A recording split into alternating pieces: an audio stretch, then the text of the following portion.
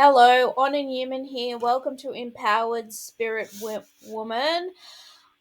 This channel is about helping women overcome everything that's getting in the way of their power. And I'm a very spiritual woman, and I've also got a psychology background. So I'm going to share today. I'm going to talk about how issues with men, like having trouble getting along with men in dating. Okay, so this is like one of my favorite topics because I've been through pretty much every dating problem that you can imagine, and I've also like been like abundant with men as well. So I've learned a lot, and so what is it about men that we want to have these great relationships with men. We don't want to end up with a toxic narcissist. We don't want to be, even great guys can treat us badly when we're like not in our power. And no, there's nothing worse really. Like, it's like one extreme to the other. When like everything's going well, it's like the pinnacle of life, and when things aren't going well, it's just really really sucks. And so really it's about focusing on yourself and decentering men completely, because I was the biggest codependent person on earth, believe me. Like, because I had daddy issues, and so I thought the solution to all that was to go find another man, and he was gonna like save me and soothe my pain and all that. Well, the twin flame journey just turned that completely on its head. Because if anyone's been on the twin flame journey, they know that there's nowhere to hide. Like, everything that you need to face about yourself comes up, and so that's happened for me. And literally, it's taken me maybe like 8 years to get over codependency when really, really working on it. But hopefully, if I share some of what I've learned, it won't take you so long. So yeah, that's probably going to be a good focus for this video, is how to overcome codependency, because that is a big problem that's getting in the way of you having a great love life. And it's not your fault. Like, society basically programs us to be codependent. It feeds us, as little girls, it feeds us fairy tales. Saying that when we get older, Prince Charming's just going to come and rescue us from all our problems. So that's like the first thing we get indoctrinated into, which is just way far too much pressure on a guy in real life, to be honest. And then, like, we're taught basically that everything is outside of ourselves. Like, everything that's going to make us happy is outside of ourselves. So, like, our achievements, or looking hot, or getting a partner, or getting this, or getting money, or we're taught all these things are going to make us happy. And having this amazing man is going to make us happy. So that's where our focus is. It's on the outside, trying to get things um on the outside of us. And this is the starting points for where it really, really starts to go wrong for us. So this is why I'm saying, like, it's not your fault, because we're programmed into this so early. And the truth is actually the opposite. So the truth is that no man's gonna come and save you. Like, you're not a child. You need to grow up. A man wants a mature, healthy, stable woman. He doesn't want to come and rescue you. He's got to work. He's got other things to do. He's got his own things, own issues. He comes in to love and support you on your journey. He comes in to amplify what you're already doing. So if you decided that you want to be a beautician, then he'll like he might drive you to beauty school, and he might help pay for some of the fees, or he may like find models for you, or buy you supplies or whatever, but you have to decide what you want to do. Otherwise, he's not going to tell you what to do with your life, but he's also going to run for the hills if he's your main focus because there's too much pressure. So there's that. You need to have a soul mission. You both need to have purposes, and your job is to like love each other through the journey of life, not make each other the purpose. Like you may come together and run a business together, or you may build and create together. But if you sit around waiting for a man, he's never gonna come.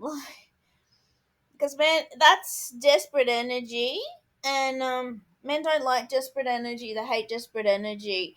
But as soon as you're involved in something that you love, and as soon as you're happy, that's when he shows up, right? If you're depressed, if you're anxious, if you're craving him, then he's not going to show up. And this is me. Like I was codependent for so long, and it's because my own inner masculine was weak because of like, I mean, it's in my bloodline to have weak masculines. So I internalized that because we both have an inner masculine and an inner feminine, and they've got to work together for you to be like function in a healthy, integrated way. And anyway, my inner masculine is weak, so I was craving masculine on the outside, which I just said is a recipe for disaster.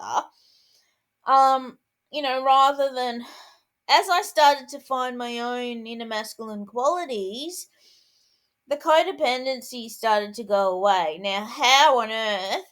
I wasn't craving a man, I wasn't addicted to love and anything like that anymore because I started giving myself what I always wanted a man to give me and didn't have within myself. So just being my own provider, my own supporter in every way, like just not waiting for a guy to show up to give me anything. And like, this is the value of being single, ladies, is that when you learn how to be fully self-supportive and self-sourcing, when you learn to become your own self-sourcing pudding, then he comes in and amplifies that. But you have to go first. You have to show that you're totally happy with it. It's a paradox. You have to show you're totally happy without him. You're totally fulfilled without him, because he doesn't want to fill you up from a place of scarcity. He wants to come in and amplify what's already great. And you may argue about this. It's not fair, whatever. I get it. But that's the way it is. You have to grow up, lady. Like, if you're still a child and you're over 18, then you've got inner work to do before you're ready for a healthy relationship. Sure, you can get on Tinder and hook up and all that and try, but it's not going to be good, Like, it's not going to last and it's not going to be good, because having a healthy relationship actually takes like a lot of maturity, and nobody says this, but it really does. Like, and that doesn't mean being self sacrificing or anything like that. No, that's not what I mean. I mean, you're not leaning on someone to feel something within you that you don't have. That's not healthy. You need to find that thing within yourself that you're missing and cultivate it. It's your responsibility. It's not the man's responsibility. Like, it's not the man's responsibility to manage your finances, and it's not his responsibility to do anything. And this is when you become magnetic, when you expect nothing from him, because there's no pressure on him, and he can just come in and give what he wants, and he'll be inspired to give you a lot because he sees you doing amazing things, and like, not leaning on him, not being needy, desperate, but like creating amazing things because, you're a woman, you're a creator. That's what we're wired to. So he's attracted and inspired by your passion, and he wants to like amplify that and grow that. Um, so until you start being really sovereign, really independent within yourself, and start finding what your passions are and what you want to do, then you're going to really struggle to maintain a healthy relationship. And believe me, I've learned this from experience. Um, like I have been in relationships where the man was sort of like a dad to me because I was like very immature. And then I've been with the narcissist who, I was in that because I was scared to be alone. So I would just put up with so much just out of this terror to be alone. And I got out of that by learning that it's not actually that scary to be alone. Um, so as I started to fill the voids within myself, these unhealthier styles of relationships fell away, but not just in romantic, like friendships as well that were never meant to be started to fall away. And because you're not in relationships because you're scared to be alone. You're not, which is what codependency is. You're not in it because you want comfort. Like you're only in something if it enhances your life, like in a positive way, because your life's already good, you're already stable, you're already fine. So then when the man comes in, he has to offer you something more, not something less. He's got to build you up and elevate you, and instead of bringing you down. And that's how it should be. But if you've got a lot of wounds, which we all do, and there's nothing to be ashamed of, society puts those in, then we need to heal those first,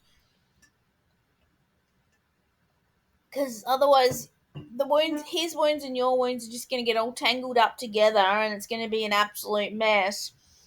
And if you have been on the twin flame journey, that's why you go into separation, because you'll just bloody destroy each other if you stay together. Like, that's why you come in to activate each other's healing, and then separate to work through it all. So, when you do get into the next thing, it's not about being each other's therapist or triggering each other. It's just about co creating, building together, supporting each other. So, it's actually like, it's all about where you're at. Like, you're always going to attract or not attract based on where you are at in your life. And so you can use that as a mirror. Like, if a man comes in and does something and you're like, oh my god, like, think, what's that reflecting in me? Especially if it happens over and over again, then you need to like look inside. Like, I for a long time was always like attracting these guys that had addictions because I was codependent, and that is an addiction. Like, it's an addiction to relationships and love, and sometimes sex as well. Like, so that it was mirroring that, even though on the outside I didn't have any substance abuse issues, it was still mirroring my codependency back to me. And it got worse and worse, and till I was with a narcissist. And it's like, I have to change something because this is so bad. And I think this happens to a lot of women. That's why they date the narcissist, because it helps them heal their codependency. It helps them heal a lot of things. It's always meant to be temporary, but it's that again is a catalyst relationship. So, tips. My coach has told me to offer tips at the end of the video. So, because I forget, because I feel like I give tips throughout the video. But yes, tips at the end to how to overcome codependency and have a healthy relationship. Well, you have to have something to do that you're passionate about that isn't to do with him. So, like studying a course or building a business or, you know, having an exhibition, or you need to have that. That is absolutely crucial, because otherwise you're just going to be lying around waiting for him to call. Believe me, I've been there. Chatting to guys on dating sites all day because you got nothing to do, you got nothing going on. That's never, ever, ever going to attract anyone high quality. So that's like number one. You have to have something that you're really interested in doing that has nothing to do with men. Step two on overcoming codependency, you need to work on yourself. So you need to um, figure out what it is. Like, are you scared to be alone? Work through that. Are you craving a man because you feel not confident in supporting yourself financially? Like, why are you craving a man? Ask yourself that. Go deep into why. Like, what is it that you're missing within yourself that you've got this like craving? Because if you've got this craving, then there's something missing within yourself. Like, where are you got to ask yourself, where am I unfulfilled? Like, do I not have something I'm passionate about? You know? Um so yeah, you've got to conquer your fear of being alone and learn how to be independent emotionally and financially. And if you're struggling with these things, you can book a coaching call with me. That in the links you can book in, and we can work through this further. And another tip on overcoming codependency. Well, where do you not love yourself? Like, where are you, like, why are you putting all your energy out into craving someone else? Like, why are you not putting that energy into yourself? Like, why don't you love yourself enough to focus on yourself? Like, there's so many things to do for you. Like, there's exercise, there's eating well, there's managing your money, there's like your purpose, there's like friendships, there's socializing, there's hobbies, there's all the things you need to organize for your day. Like, you barely even have time for a man. So why are you giving someone that isn't even in your life or isn't treating you well so much energy? You need that energy to look after yourself. You've got to cook dinner every night, for Christ's sake. If you've got kids, I'm like, what? Oh my god! Like, what are you doing? And I'm not saying don't date, but just ask yourself, are you really ready? Because if you're attracting guys that are needy or have addictions or whatever, like, that's a sign. Like, if you've got a pattern of that, it's a mirror, and you need to work on your unfulfillment. You need to fulfill yourself. Don't expect him to do it. He doesn't want. Would you like a man to come up to you and go, please fulfill me? Like, you'd just be like, ew. Well, that's what he does. he goes, ew, no. He wants to see a fulfilled woman. And then he's going to, like, be inspired by that. And then he's going to want to come in and support it. And I know, because I'm a straight woman, but I have women in my life that inspire me because they're so, like, engaged in what they're doing that I want to help. I want to join in. It looks fun. And that is the energy that calls in a healthy relationship. So I really hope you have enjoyed my dating relationship tips.